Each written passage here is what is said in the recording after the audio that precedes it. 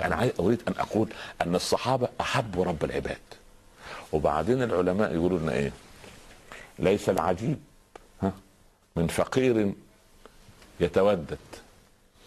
يعني لما كنت تلاقي واحد فقير جاي يقول لك يا استاذ محمد الله يكرمك عندي اولاد وربنا، ده ليس العجيب. صحيح. ولكن الاعجب من غني يتحبب. الله اكبر، ولله المثل الاعلى ونعم بالله. يعني الله عز وجل، القضيه مش انا اتذلل لله واقول اعطيني يا رب، هذا طبيعي. لكن هو اللي يتحبب لي، يقول من تقرب مني شبرا تقربت منه ذراعا، ومن تقرب مني ذراعا تقربت اليه باعا، ومن اتاني مشيا اتيته هروله. ايه الكرم العجيب ده يا ابن ادم؟ لو جئتني بقراب الارض ذنوبا ثم جئتني لا تشرك بي شيئا جئتك بقرابها مغفره. يا سلام. ان من اكبر الكبائر ان تقول ان ذنبي اكبر من عفو الله.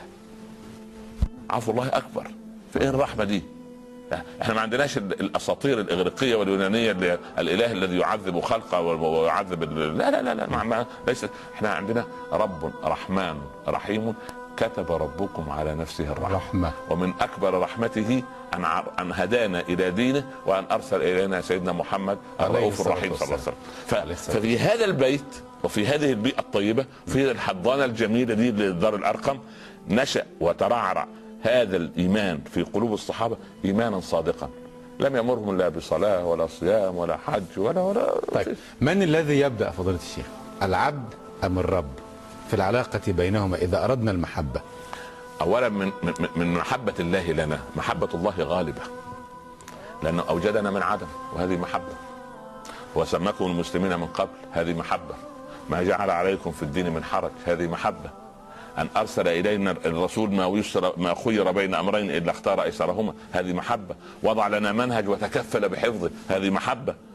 اليوم اكملت لكم دينكم واتممت عليكم نعمتي ورضيت لكم الاسلام دي لما نزلت انتهت الامر والنواهي، ما نزل امر ولا نهي بعدها. احنا قلنا بين هذه الايه نعم وبين موت النبي صلى الله عليه وسلم 81 يوم ما نزل خلاص. اليوم اكملت لكم دينكم، الشريعه انتهت يعني مش انتهت اكتملت، لا امر ولا نهي. طيب كل هذه المحبه سباقه من الله عز وجل، فبما انا عبرت عن محبتي انا لله، اولا استشعرت محبته لي.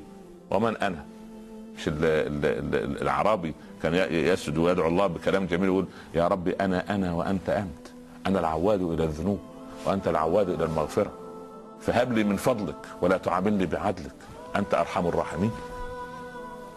فالعبد بهذا المنطق وبهذا الاسلوب انا وانت انت، انا بشر، انا خطاء وارجع للغلط واغلط واخطا واؤذي من حولي وبعدين استرجع نفسي بالليل. طب ليه بس؟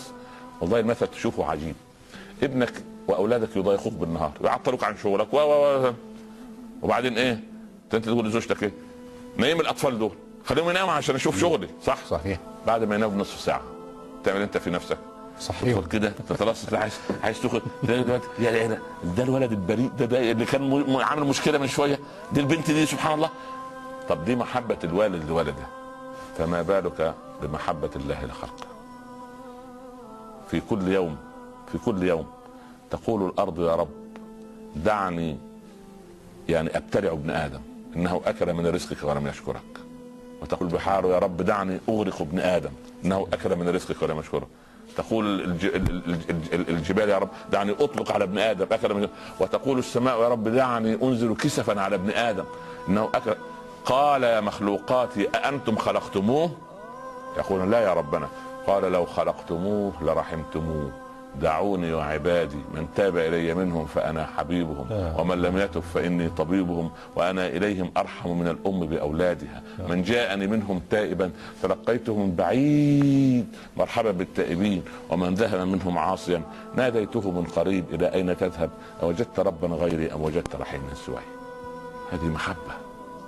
هذا هو الله المحب لعباده، وهو الغفور الودود، ليس غفورا فقط ولكن ودود، وعفوه يستغرق الذنوب، مجرد يعفو عنك يمسح، ولا هو يعفو الذنوب يغفر الذنوب ويمسحها وخلاص ويثبت مكانها حسنات. فاولئك الذين يبدل الله سيئاتهم حسنات، يبدل سيئاتك حسنات. وبعدين الله يحب التوابين. يعني ايه توابين؟ يعني خطائين وتوابين، يخطئ ويتوب يخطئ فهو تواب. تواب مما؟ من كثرة ذنوبه سبحان الله العظيم. فهذه المحبة يجب أن تقابل بمحبة. ما الذي يريده الله منا؟ صدق التوحيد، صدق الإيمان، تحكيم شرع الله في الكون. لا يريد منا إلا هذا. لو حكمنا شرع الله في الكون لانحنت لنا البشرية كلها كما انحنت لأسلافنا. قال مستشرق في الأندلس: أنتم كنتم هنا على أرض الأندلس لما كنتم لله خلائف، ثم خرجتم منها لما أصبحتم على ثراها طوائف. فصل قصير ونوصل. توقع الله.